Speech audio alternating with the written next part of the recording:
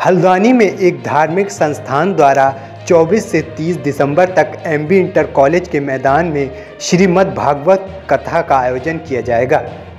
जिसकी जानकारी संस्थान के स्वामी उमेशानंद ने मीडिया से साझा की है।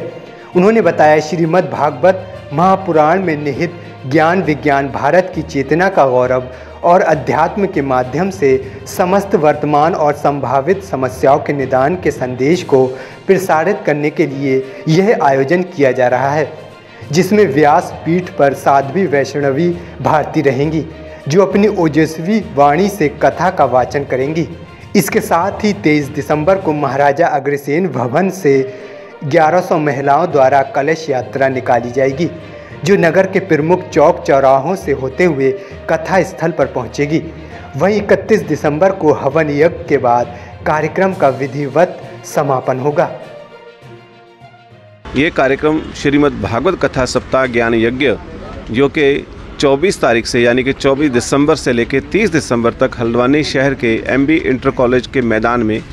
होने जा रहा है, जिसका समय दोपहर 2 बजे से लेकर शाम 5 बजे तक रहेगा। और इस भागवत कथा का वाचन करने हेतु सर्वश्री आशुतोष महाराज जी की शिष्या भागवत भास्कर साध्वी सुश्री वैष्णवी भारती जी अपने साधु समाज के साथ यहाँ पहुँच रहे हैं। लगभग उनके साथ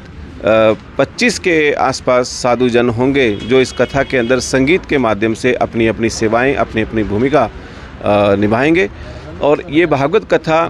धर्म का, सनातन ज्ञान का और वैदिक जो हमारी ऋचाएँ हैं, उनके माध्यम से जो समाज को एक दिशा और एक ज्ञान मिलता है, वो उसका तो प्रचार करेंगे ही करेंगी, बल्कि समाज में फैली हुई बहुत सारी कुरीतियाँ जो हैं, जैसे कन्या भ्रूण हत्या है, नशे के खिलाफ अभियान है, युवाओं का चरित्र हनन जो हो रहा है, जहाँ हमारा युवा पश्चिम सभ्यता की ओर बढ़ रहा है, उन सब चीज़ों को, उन सब जो बुराइयों को रोकने के लिए, जहाँ उनका समाधान हेतु, निवारण हेतु इस कथा में बहुत सारे प्रसंग साध्वी बहन जी अपने वक्तव्य के माध्यम से समाज को देंगे। और इस कथा के से पूर्व, एक दिन पूर्व